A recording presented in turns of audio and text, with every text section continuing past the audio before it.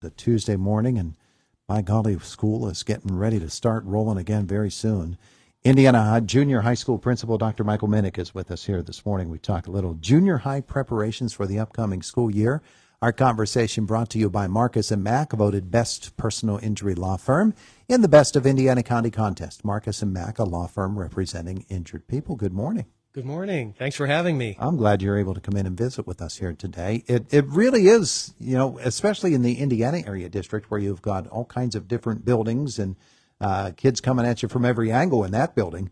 It's a busy time of the year, isn't it? It is. I always think it's amusing that when people say, "Are you ready to get back into school?" And the question is usually layered in some misunderstanding about what our summers look like. Mm-hmm.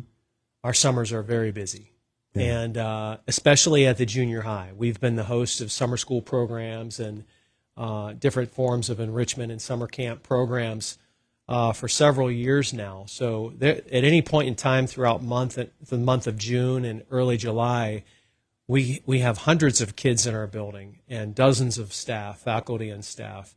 And it's hard to know that we're not in full summer session or school session throughout our summers. So Yeah. it's a busy time of year right now. It's quiet with students and teachers. They'll be arriving soon, but we're scrambling to prepare the building, cleaning it, getting it prepared for the first day, which is August 30th for kids. It's interesting. You look at a building like that, and you're right. People might think that, okay, the last day of school was June the 4th. We lock the doors and we open them up again on September 1st. And Right. It's not like that at all. It takes so much work. And I've had school administrators tell me that, the month of July is just crazy busy, and then August comes here, and now you're under a deadline. Here it comes, and you'd better be ready. Education is such a calendar-driven profession. From the start of school, there's the first day of school, and then we look ahead toward events like back-to-school night, and then we have parent engagement nights and teacher conferences, and the end of the quarter, and then, of course, holidays, and then testing in the spring. And because we're so calendar-driven, the year flies by. Our summers have become that. Back in the day when I first became a principal, Ben Franklin Elementary, I believe was 2004, which is a little bit of a startling fact. A shocker. That I'm coming up on 20 years soon in administration in Indiana Area School District. I remember when the teachers and students would leave for the summer. I almost felt like a marathon runner collapsing after we got through the finish line. There would be a week of just healing. What's changed is I have to be more cognizant of self-care and healing all year long because there really isn't a finish line now. It's like we're jumping into next year's agenda somewhere in the spring of every school year. Yeah. We're looking ahead to scheduling. We're looking ahead to programming. And then, of course, with retirees, you have to, ask for permission to hire replacement teachers. And sometimes, such as in this summer, we were blessed to have the support to hire 2 teachers to implement a program, or an initiative, rather, really not a program. It's called Multi-Tier Systems of Support at the junior high level, something that the elementary schools are becoming masters at running. And it's all educational jargon. Basically, what it boils down to is better ways to support the needs of our students today. And that's what MTSS, or Multi-Tiered Systems of Support, mean. So we started that process probably late winter last year, if not earlier. And, so there's really no finish line. We have to take care of ourselves and really game plan out ahead way before the beginning of the new school year. This coming school year, the first day of school is when? August 30th for students, August 23rd for teachers. However, teachers will start rolling in much earlier. Some of them will be in as much as we allow them. We we can't have the whole building wide open to teachers throughout the summer because our maintenance people, who do a phenomenal job at the junior high, they are busy and they're under a lot of pressure to get their standards met before the teachers really arrive in full. But yeah, August 30th for students and the 23rd for teachers. So every school welcomes in a new group of students that have never been in classes in that school before, but also the returnees who are coming back to the school. What are some of the things they're going to notice this year that are maybe new, or since they're in a new class, that are new to them? Well, for veterans of the junior high, or 7th and 8th graders, they're going to recognize some differences in their schedule. Some students at the 8th grade level will have more block scheduling for English language arts, just to build up reading proficiency and writing proficiency.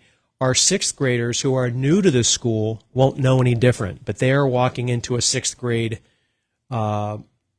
plan that is very different from the last 5 or 6 years. We are running block scheduling for all 6th graders, meaning that their math classes are going to be a little closer to the length of time that they had in elementary schools. One of the biggest shifts we've noticed from 5th to 6th grade is a student in 5th grade would be used to having 80 to 90 minutes of math a day, and then they come to the junior high and that's cut to 40 because we run a 9-period day.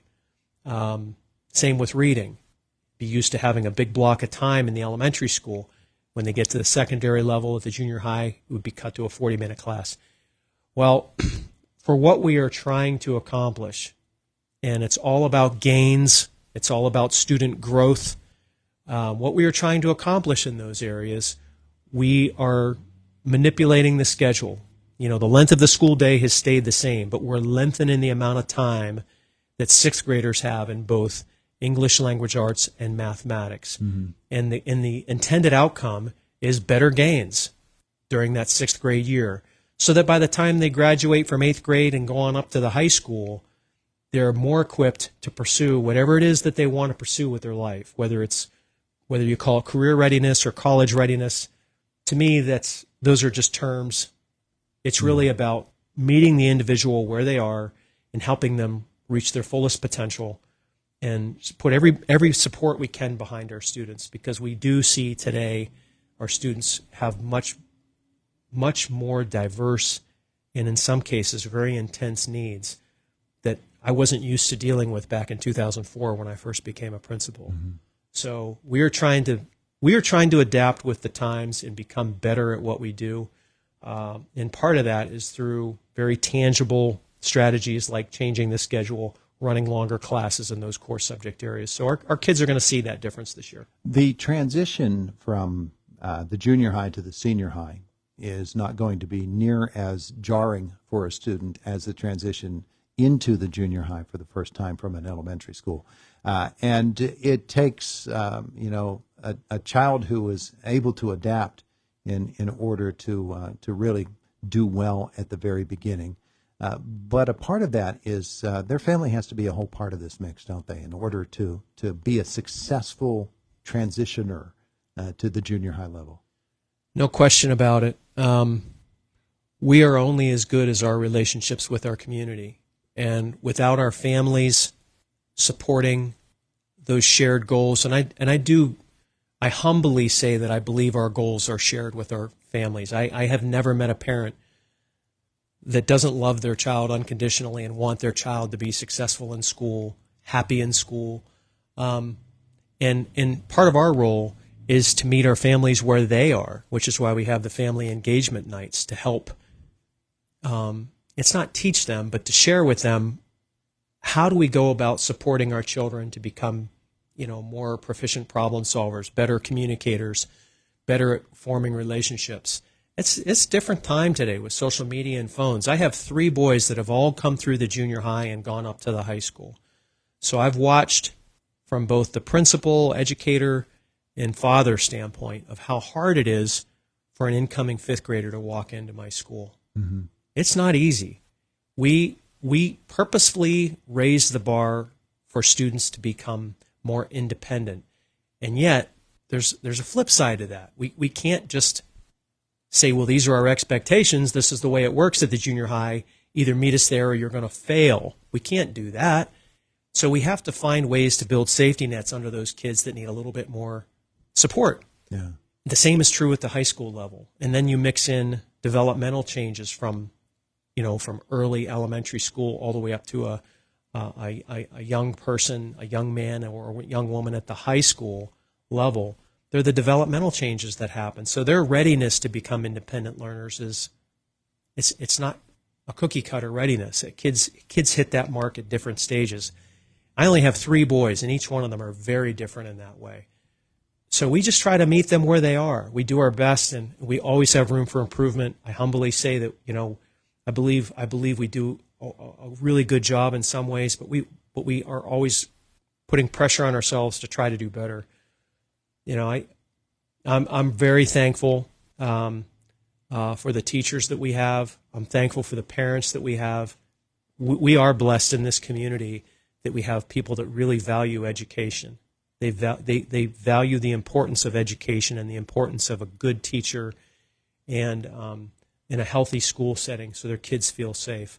And although that's what we strive for, we always have to strive to get better too. It's a challenge, but it's a rewarding challenge as well. Yeah. We will look forward to speaking with you often over the course of the coming school year. Best of luck to you and to everybody at the junior high and to the kids who are coming in. Thank you, sir. It's always a pleasure. I appreciate the opportunity to come in, and I will, if I may, add one more plug. Sure. We are doing our sneak peek, which is the traditional welcome into the junior high for all incoming 6th graders, as well as 7th and 8th graders who are new to our junior high school. Mm-hmm. That is August 28th. That is from 1 p.m. to approximately 3 p.m. That is a student function. So parents, we kindly ask that when parents, who are sending their kids in for our sneak peek, they drop them off at the front entrance on 5th Street and make sure that your child understands pickup arrangements, because we will dismiss them at 3 for whether their walkers are being picked up. And it's a little bit of a like herding cats, to be honest with you. It's a wild scene, but it's a lot of fun too, and it's a great reintroduction into having a school full of young ones. So drop them off now, and we promise you'll get them back at the end of the day. Yep. The head count will be the same. No extras. That's a minimum expectation, but yes. Thanks so much. Thank you, sir. I appreciate the time. It's Indiana in the Morning on WCCS.